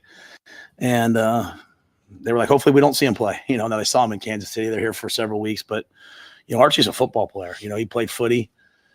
So he's competitive. He wants to do different things besides just punt. He wants to, hey, give me a fake, coach. He's a baller, and he's a team guy. So, but I don't, again, I don't get too high about the highs. Like that was a game that got away from Akron. We certainly didn't want to in any way embarrass them, and I thought they continued to play hard. So whether it's 34-0 or 68-0 at the end of the day, I just was happy to get the young guys in. But we'll have to get better moving forward. We'll face some different opponents. All right. Oh, you like that one? Well, he said he didn't want to embarrass him, but you did him. 68-0 is embarrassing enough for me. Yeah, I can't imagine them during the light show just getting their butt kicked in, and then they're looking at this spectacle going on behind him. It's just like, oh man. This is a trip to Lincoln, but it's kind of funny. He started trailing off there. It's just kind of like, yeah, we don't want to embarrass him, but it happens or whatever. All right, Bock, let's go to the next one. Yeah, we got some more stuff to break down here, including what has impressed him the most from the secondary. Of course, the secondary's had a good start to the year. Again, allowing less than 70 yards passing in this game. Yeah, we're just sticky. We're not doing it because we have like 12 sacks either, right? I mean, we're doing it because we're covering really well. I mean, I think Cincinnati's a really good football team, and I think they threw for 300 and some yards this past game against Bowling Green. So it wasn't like they threw for 69 against us.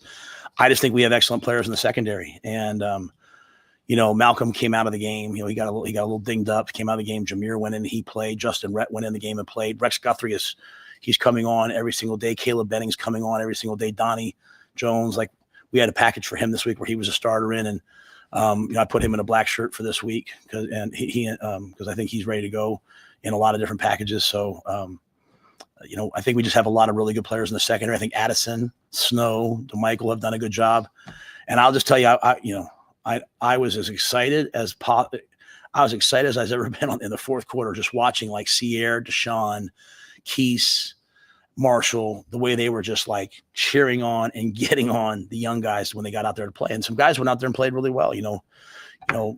Jeremiah Charles gets a chance to play. He can play. Larry Tarver can play. Like a bunch of these guys are going to be the starters next year when all these seniors graduate. So for them to get reps, I thought was really good. But yeah, we've got a good secondary, and John does a great job in terms of the calls. We're playing a ton of man, we're staying on guys right now and making some contested plays on the ball, which is good. You're getting guys are making a catch, and we're kind of getting the ball out. So we'll have to just continue that. All right, young guys got in. Young guys doing their thing out there. That's what we like to see. The future of Nebraska. Yeah, he even went further on the Singleton's effect on the secondary. Yeah, I think they've had he's been able to practice. One of the reasons why he decided to come back was because, look at his history. Like he's never even truly had like a true off season, right? Being at JC and then so all the things that we want to do in the offseason. I think, when we switched his position and moved him what we call the rover, we're really playing with a nickel and two safeties, right? So he's playing the field safety. So, he plays man on number 3, and at 6'3", 6'2.5", whatever he is, 210, 50, whatever he is, 15, 10, 8, I don't know. I should know it, but I don't.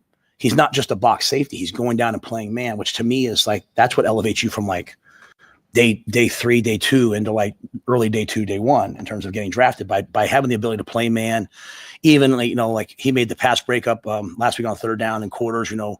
They're coning off 2 and 3, and 3 breaks flat. He drives on it, makes a play on the ball. But I think it's a lot of that is just those guys also being together. The communication, our defense is one in which there's a lot of communication required, motion, things like that. And we weren't great the first game. We were much better the second game. So I think having him has been really vital. And then I think he challenged himself this game. He was significantly better, like getting downhill and striking people this game. Like, I think I told you guys I showed like 10 or 12 plays of Buda Baker, who's one of my favorite players in the National Football League I ever went against when I was there, like just coming downhill and running and striking. And you saw Deshaun and you saw Marquise. I thought they played 2 of their best games in terms of, running angles and coming downhill and trying to take up ground. So having like that veteran group back there has been really settling. Terrell, how much, obviously the secondary is off to a good start, and neither of these teams have been able to get much of a passing game going against them. How confident are you that can last throughout the season, or do you think it's still, we're going to see a quality competition step up? Penn State, USC, those type of passing offenses. How do you think the secondary will fare against them? Well, they should fare very well. We probably won't see any competition to the secondary until probably week 6 or 7. When you look at a Michigan team, they don't pass as much. They rely too much on power run. Michigan State don't know what they really do. Probably like the USC and UCLA. When you get to those games, and Maryland, and you got to look at a team like Penn State, who's gonna, try to get it going out the backfield, passing, and a lot of things like that. So, I couldn't tell you. Probably a Minnesota team also, but you have to wait and see how that goes. Yeah, it is, and you don't want to get too excited about like kind of looking ahead.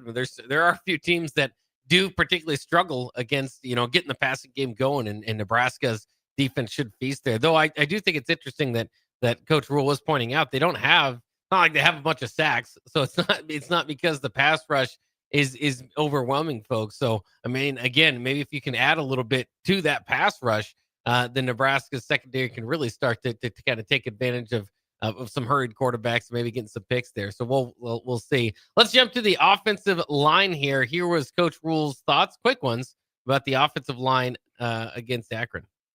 I thought they did. I thought we should have more yards rushing, and we ran duo once or twice and got the ball at the front side and got tackled by the safety. That's when we should make the guy miss. I thought the offensive line played really well. So there you go about the offensive line in general. Here's his thoughts on Turner Corcoran against Akron. Yeah, he played at left tackle, and then we wanted to,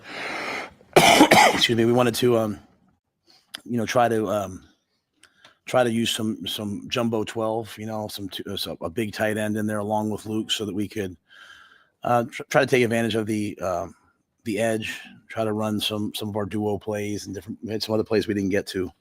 But I think that's, one of the benefits of Turner. He's so smart. He can be ready to play left tackle and play tight end and have it not affect him.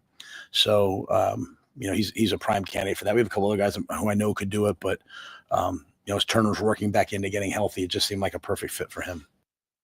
Kind of interesting the different roles they have on some of those jumbo packages. We've seen Cam Linhart jump in there at fullback. Not a bad idea. We've seen it before, too, from Jim Harbaugh's and the like to bring in some extra offensive linemen instead of tight end for those heavy sets.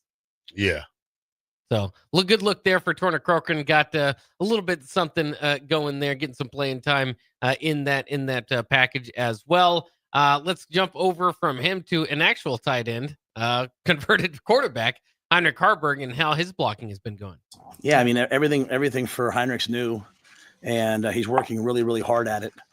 And, really a challenge. Even in the pregame, I think I said something like, hey, that first time you get that slice block, that's a hard block. You got to run across the line of scrimmage. A lot of people cut that. We don't teach to cut it. We stay high. And so that's a hard block to make, right? You got, Waneri or Lenhart or someone like that on the other side trying to run through your face. And I thought he did an excellent job. Took one more step, same foot, same shoulder, dominant contact, tremendous effort, ran his feet afterwards. So I thought Heinrich really made a huge step for himself, not just that play, but the whole week, and should really be building confidence in his new role. So interesting, Heinrich Harburg as a tight end so far. What have your thoughts been? He hasn't had. It's kind of interesting those packages that they've run with him. I think have had. I think had more success than not against Cincinnati. Obviously stopped at the goal line there. So his run plays so far have not been designated for him to get 20-yard scampers or anything. So that's kind of limited. But just a few catches for I think 20 yards so far in the season for Heinrich Harburg, and a lot of it is about his blocking and he definitely is out there enough. Still waiting on that breakout game from him, and a couple of more guys that we've been waiting for. Like I say, a lot of things were different this week because over 108 guys played, probably over 15 guys touched the rock. So he was just not in a situation where we could get him the ball at the time. But there'll be many more times for him. We just want to get it to him quick enough. Yeah. Here was something that I think is kind of interesting. What's something good that didn't show up on the stat sheet? Of course, there was a lot of good on the stat sheet. That he didn't turn the ball over. I mean, if we don't turn the ball over, you can look at the last 10 years, 12 years, whatever it's been of not having the records we want. And you just simply trace it back to the turnover margin and the amount of balls that have been turned over. I mean, for my first year, I think we minus 17 or something horrific like that to getting to minus 2 last year. But we have to be in the plus to win. And so I think when you're throwing the ball, I know he's he's the 5th rated quarterback in the country in terms of completion percentage at 78%, but he's thrown the most passes of anybody too. And so, I mean, is it 14 or 15 different receivers he completed the ball to this past game? 14. That to me is not hey, we're not coming out and saying hey, we're going to block this up just for this one guy. Hey, throw it to him. We're coming out and we're just operating the offense, and whoever's open gets the football. And so I love the fact that Dylan's protecting the football. He's taking what the defense gives him. He's moving the ball all around the field. And that then makes, as we move on, right? Because right now it's week 1, week 2. You don't look at those in snapshots. As you get to week 6, week 7, week 8, and you're looking back at an offense's body of, their history, their book of business. I look at them, I'm like, okay, well, who are their gotta have it players? It's 4th and 3. Where's the ball going? It's 3rd and 10 at the 10. Where's the ball going? And most teams is hey, they're going to try to get the ball to this guy, but with Dane and him, they're going to go through progressions, they're going to even the play that went to Dane, that's really a play to, the touchdown to Dane. That's really a play to Ja'Cory. It's X and Z races. They race across the formation. It can go to either guy, but really you're thinking Ja'Cory is going to win across the field in man. And then the safety rolled over the top and Dane just kept running. And that's a ball. You're not going to see many guys. I told you guys I didn't want a ton of wow plays. That's a wow play. That throw was a wow play. And I think you guys understand what I mean. I'm talking about the, run around, throw it behind my back, which he can do. And there'll be a time to do it. But I love him just operating in the pocket, sliding around the pocket. And I love the fact he ran the football. Had the spin move down around the goal line. He had, a couple other ones.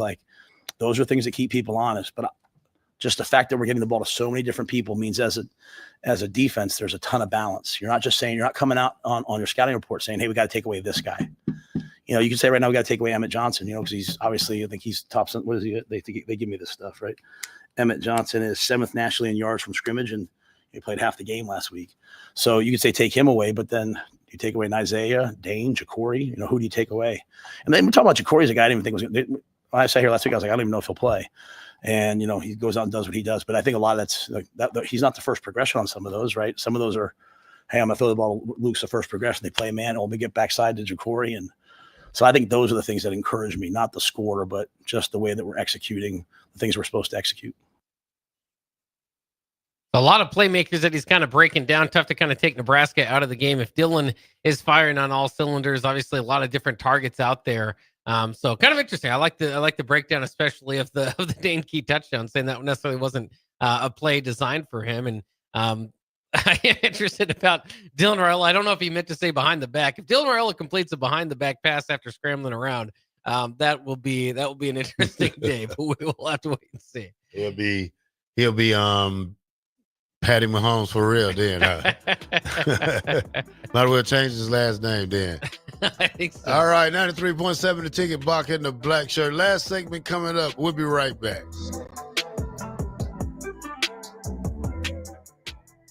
This is your year, where your team takes it all the way. Win way more than bragging rights at Warhorse Casino, where your love of the game could put $1 million in your pocket. The Pro Football Frenzy is free to play with prizes all season long. Weekly cash prizes up to $1,000 cash, season-long leaderboards, and a chance to win $1 million. Only at Warhorse Casino. Wagers may only be placed on Nebraska-based teams when played outside the state of Nebraska. Must be 21 or older to gamble. Gambling problem? Call 1-833-BET-OVER. 93.7 The Ticket, Fox, KFXL weather. Brought to you by Bryant Air Conditioning, Heating, Electrical, and Plumbing. Your Lincoln forecast for today, a chance of showers and thunderstorms. Otherwise, mainly cloudy skies and breezy. High around 75. Tonight, a chance of showers and storms. The low near 62. And tomorrow, showers so possible in the morning. Otherwise, decreasing clouds. The high near 81. I'm meteorologist Kyle Bucker from 93.7 Ticket and theticketfm.com. This is Bill Mitchner, Executive Director of Lincoln Lighthouse. Did you know Lighthouse provides multiple programs for students such as one-on-one tutoring and mentoring, as well as pro-social skill exercises, while providing them a nourishing meal and a safe space during all months of the year, even during school breaks? Learn more or contribute to Lighthouse at lincolnlighthouse.org today.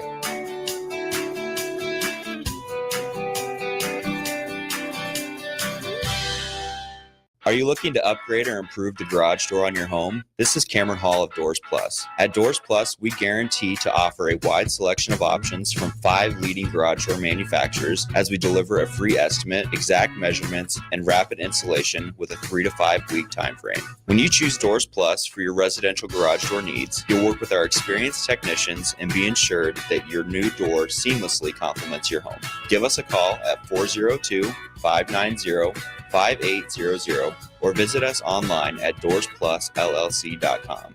Doors Plus, garage doors, and more. We interrupt this commercial break for an important story. There once was a man from Nebraska who went searching for food in Alaska. When his stomach was rumbling while laying in bed, he could think of only one option, Führer's cheese spread. So he left at once and drove day and night to return back home for cheese spread delight. Now his stomach is full and the voice in his head tells him no more vacations without Führer's cheese spread. Find yours today at most local grocers. Fall is here, and so are cooler temps, darker evenings, and slick roads. Is your vehicle ready for the change in seasons? At A1 Automotive, we've got you covered. From tire checks, brake inspections, batteries, and heater systems, we make sure your car is road ready for the Nebraska winters ahead. Don't wait until the first frost. Schedule your fall car care checkup today and drive with confidence all season long. A1 Automotive, always honest answers.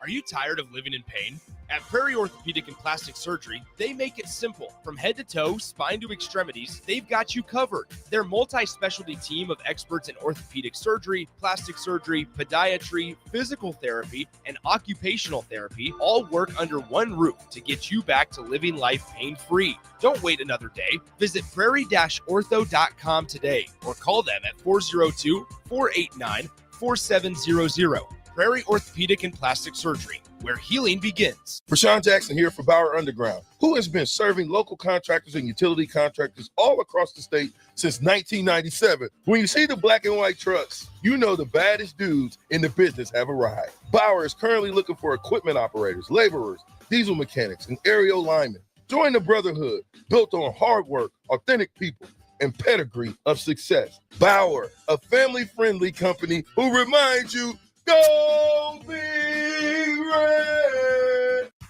When it comes to concrete, Stevens & Smith Construction doesn't stall. They go for the takedown. As Nebraska's full-service concrete contractor, they stay in bounds, hold inside position, and never forfeit quality.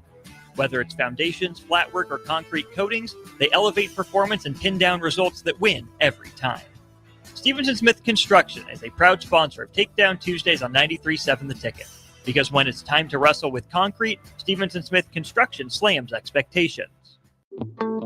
Wall to Wall Wine and Spirits is your place in North Lincoln to go for all your needs in wine, spirits, and beer.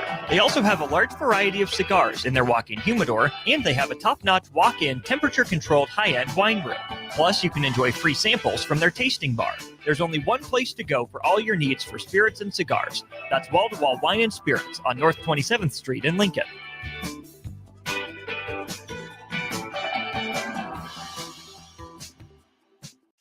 93.7 The Ticket is your home for every Kansas City Royals baseball game. Bobby Witt Jr., Salvador Perez, Vinny Pasquantino, and the rest of the Royals attempt to make the postseason for the second season in a row. And you can hear all the action on 93.7 The Ticket and theticketfm.com. Your home for Kansas City Royals baseball.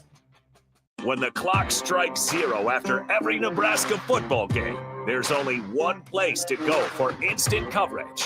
Tune in for the Husker After Party Postgame Show on 93.7 The Ticket for each game, win or lose. Call in with all your takes or text the show at 464-5685 and hear quotes from the players and coaches, too. It's the Husker After Party Postgame Show, sponsored by Anderson Ford and Vinny Krikak of State Farm Insurance. You're listening to Bock the Blackshirt, on air and online at theticketfm.com.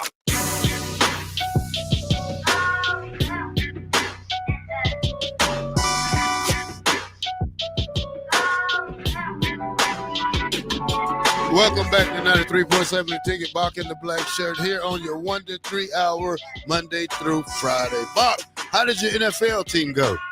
Hey, things went pretty well for the Cardinals, off to a 1-0 start after beating the Saints. Wasn't by a wide margin of victory or anything, but you take any victory you can in the NFL, as we saw this weekend.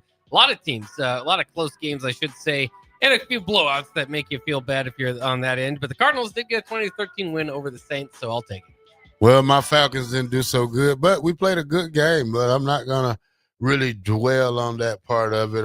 We did lose to the Tampa Bay Buccaneers, so I'm not even really just mad. Who we got for Monday Night Football? Vikings versus Bears tonight. Yeah, still the season opener, obviously, for the Vikings and the Bears. Plenty of quarterback is centered questions around this game. And then the other thing is in that division, the Packers beating up on the Lions 27-13 makes you kind of think, all right, is there a new sheriff in town? Is that just a 1 week? Obviously, if you're a Lions fan, you hope that it's not more than just kind of a 1 week thing. They've got most of their personnel back. I think had to change their coordinators, though. So we'll kind of see there. Maybe the Packers, of course, with that big trade for Micah Parsons, are the new kings of the NFC North. But these teams have a little bit to say about it as well. Vikings, obviously, probably even a little bit more interesting than the Bears here, in that J.J. McCarthy will get his start. Can he pick up where Sam Darnold, I want to say where Sam Darnold left off is how I would say it. Sam Darnold, of course, did not leave off the last couple games there very well with the Vikings. But in overall, can he kind of keep the Vikings as one of the top teams in the NFC? We'll see. They should be able to take care of the Bears. A loss tonight, and then you start to question things. But again, it's a new year. Teams, there's always a team that goes from worst to first. So nobody's out of it just yet. We'll see if the Bears can have a good season behind Caleb Williams. All right, yeah, my Falcons lost 20-23. Michael Penix, 27-42, 298, 1 touchdown. Bajay Robinson, Bob, 6 receptions for 100 yards. Amika Abuka, he got 4 for 67. Now we see why Trey Palmer got out of there. Yeah, Trey Palmer, by the way, at the Saints did not get any receptions yesterday, but he was, is on the team there. Kind of interesting. You kind of look at the Huskers in the NFL. I ran through everybody there as well. Levante David, kind of the standout Husker performer, as he usually is. 9 tackles and a tackle for loss in that game that you mentioned against the Falcons. Other than that, Cam Taylor-Britt had a tackle. Luke Gifford had 4 tackles with the 49ers. John Bullock with 2 tackles for the Bucks. Jack Stoll got a tackle in for the Saints. And then you go to the transfer portal, former Huskers. Wan'Dale Robinson had 6 catches for 55 yards, and Luke McCaffrey had a kick return for 36 yards. All right. That's enough for Monday right here on Bock the Blackshirt. We'll see you tomorrow. Well, we're going to talk more Husker football. We're going to come up with some games to talk about, and we'll talk about Houston Christian. Game 3, 11 o'clock. 93.7 The Ticket, Bock the Blackshirt. We'll see you tomorrow. Have a blessed day.